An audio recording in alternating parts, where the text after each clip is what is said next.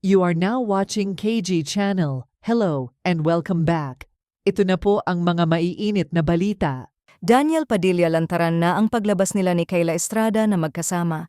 Hindi na nga itinatago nila Kayla at Daniel ang umano'y relasyon ng dalawa dahil malimit na silang makita ng mga fans at netizens na magkasama sa labas kapag lumalabas si DJ kasama ng kanyang mga kaibigan. Kahit sa mga events gaya nung magkasama silang nanood ng concert ng Four of Spades na mukhang pareho nilang paborito ang mga kanta ng nasabing banda, may mga ibinahagi noon ang mga netizens na mga larawan at videos na nandoon din sa concert na sweet sina Daniel at Kayla habang nanonood. At spotted din ang rumored couple sa isang outreach activity sa Child House na temporary shelter ng mga batang may sakit na cancer. Dumalo ang kay Neil sa anniversary ng Child House at namigay ang aktor ng mga regalo at tulong para mapasaya ang mga batang may mga karamdaman. Dito din nakita na andun nga ang rumored girlfriend ni DJ na si Kayla, kasama niya sa nasabing charity event. Hindi na nga umiiwas sina Daniel at Kayla sa kanilang relasyon kahit na nakikita silang magkasama sa labas, tila lantaran at proud silang dalawa sa kung anong meron sila. Ang importante umano ay naka-moved on na si Daniel sa previous girlfriend nito na si Catherine Bernardo at nakikitang masaya na ito sa piling ni Kayla Estrada.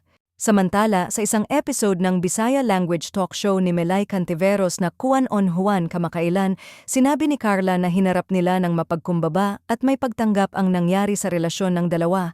Pagpapakumbaba and pagtanggap, acceptance.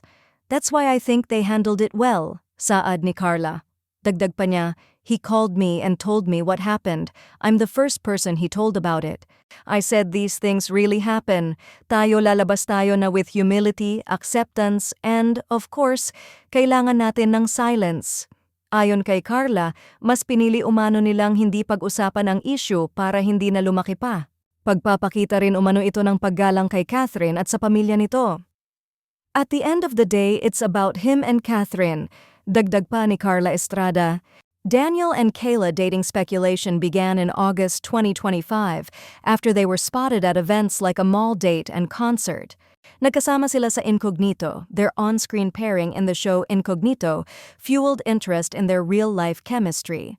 Masaya naman ang mga fans ni Daniel dahil sa wakas ay nakikita na umano nilang masaya ang aktor at bagay naman umano sila ni Kayla Estrada.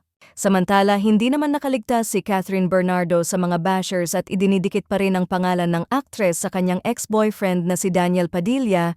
Iniintriga nga ang Asia superstar ngayon dahil si Daniel umano ay lantaran ng ipinapakita sa publiko ang umano'y pagkakaroon niya ng relasyon kay Kayla Estrada at masaya na umano at naka-moved on na ang aktor kay Catherine at makikita umanong proud si Daniel kay Kayla.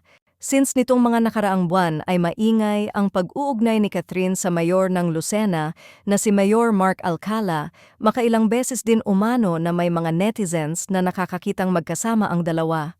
Hindi na ito bago, ngunit hanggang ngayon ay hindi pa rin umano nagbibigay ng reaksyon o pahayag si Catherine kung totoo man ito o hindi ang pagkakaroon niya ng relasyon sa nasabing mayor.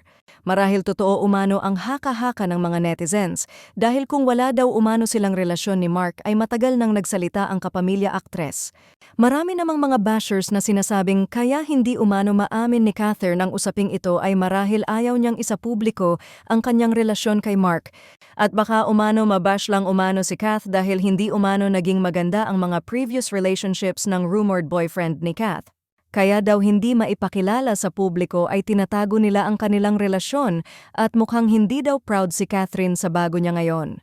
Halo-halong reactions naman mula sa mga netizens at mga fans ni Catherine. May mga suportado ang actress as long as masaya ito, may mga very protective din kay Kath na sana ay pumili umano siya ng tamang lalaki para sa kanya dahil ayaw na nila itong masaktan kagaya ng dati. Sa bagay kahit na anong lagay ng puso ng Kathniel ngayon, maging masaya and wish them well na lang, maging happy na lang dapat para sa kanila dahil may kanya-kanya na silang buhay ngayon at suportahan ang kani-kanilang life journey and choices dahil karapatan din nilang sumaya sa paraang gusto nila. Hanggang ngayon ay wala pa ring comment si Catherine patungkol sa pagkakaroon umano niya ng relasyon kay Mayor Mark at pinapanatili niyang pribado ang kanyang personal life.